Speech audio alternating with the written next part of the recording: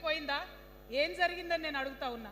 ఎందుకు ఈ మాట చెప్తా ఉన్నా అంటే ప్రేమ నాకు కూడా ఉంది. నాకు తండ్రి కావచ్చు, అది వేరే విషయం. కానీ ఒక రాజకీయ నాయకుడిగా వారు ఈ మధ్య రాజకీయ పరిణితి కోల్పోయి మాట్లాడుతూ ఉన్నారు. కేటీఆర్ గారు మాట్లాడిందంటే ఓకే అనుకోవచ్చు, ఆయనకు పెద్దగా తెలియదు పాపం. కానీ కేసీఆర్ గారు అనే మాట ఏంటంటే ప్రజలు తప్పు చేసింది. ఓకే, ఒక సెకండ్ నేను ఒప్పుకొని దాన్ని ఒక సెకండ్ అనుకుందాం. ప్రజలు తప్పు చేస్తే నేను ఒక తల్లిగా అడుగుతున్నా, నేను నా కొడుకో మాట చెప్తా, వాడు వినలేదనుకో, కింద పడ్డాడు అనుకో, ఇడిచిపెడతానా? దగ్గర తీసుకొని మంది అనా? ఓకే, ప్రజలు తప్పు చేసిరు అనుకోండి, మీకు అధికారం ఇవ్వలేదు అనుకోండి, ఒక కర్కోటకుడి పాలన నడుస్తుంది అలా తెలంగాణలో. ఇబ్బంది పడుతున్నారు ప్రజలు, గోసపడుతున్నారు, ఏడుస్తున్నారు. ఇండ్లు అన్నీ ఉండి ఇండ్లు గూలగొడుతుంటే, అర్ధరాత్రి ఇంటి మీదకి వచ్చి ఇండ్లు గూలగొడుతుంటే ఆదుకోవాల్సిన అమ్మలాంటి మన పాత కేసీఆర్ ఏడి? ఎక్కడున్నాడు?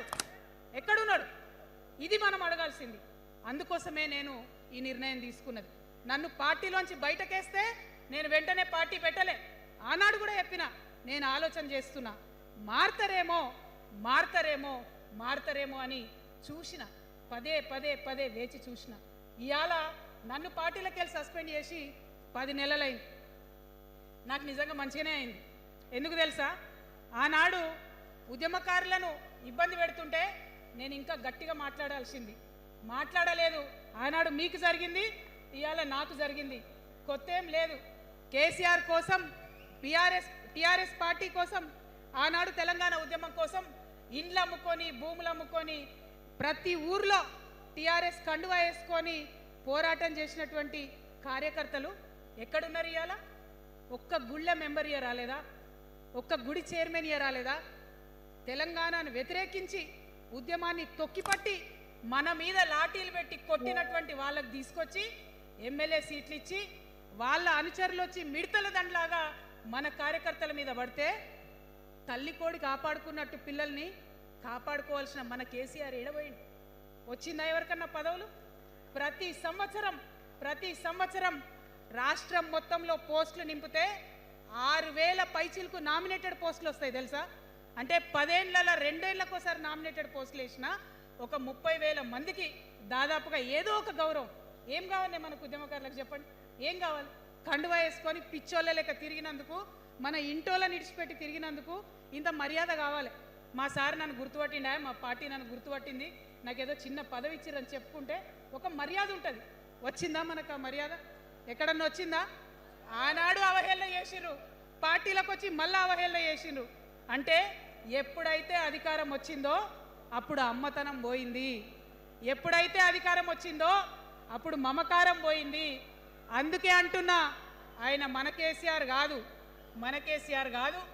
మారిన కేసీఆర్, మరబొమ్మ లాంటి కేసీఆర్. కాబట్టే ఇవాళ నేను నిలబడి యుద్ధం చేస్తా ఉన్నా.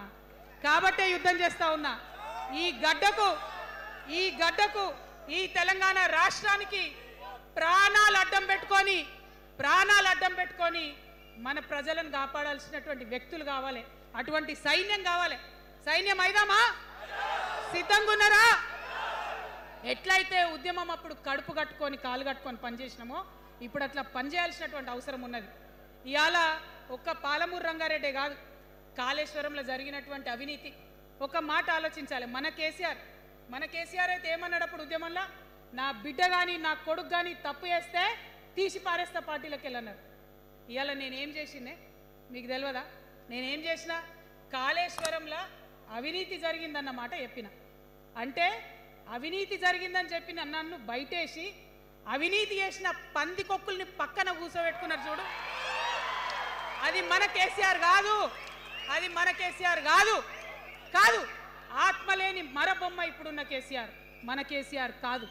మన కేసీఆర్ అయితే కళ్ళెత్తి చూసే ధైర్యం ఉండకుంటుండే, కాళ్ళు మొక్కేటటువంటి తత్వం ఉంటుండే. ఇవాళ అది మన కేసీఆర్ కాదు. కాబట్టే ఎదురుగా నిలబడి కొట్లాడతా. నాతో కలిసి వస్తారా? సిద్ధమేనా? ఇవాళ బీఆర్ఎస్ పార్టీ చేస్తున్నటువంటి అనేక తప్పులు, అనేక అంశాలు ఉన్నాయి. ఒకటి కాదు, రెండు కాదు. ఇది ప్రారంభం మాత్రమే. మొదలు పెట్టినాం, జస్ట్ ఇల్లలికినాం. In front there is crocodiles festival. తర్వాత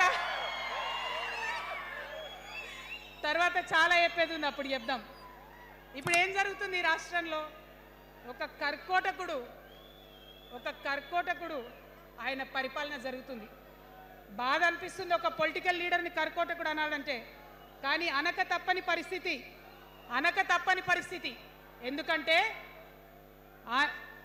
ఎందుకంటే మొన్న ఖమ్మంలో వెలుగుమట్లలో అన్ని పర్మిషన్స్ ఉన్నాయి, అన్ని కాయిదాలు ఉన్నాయి.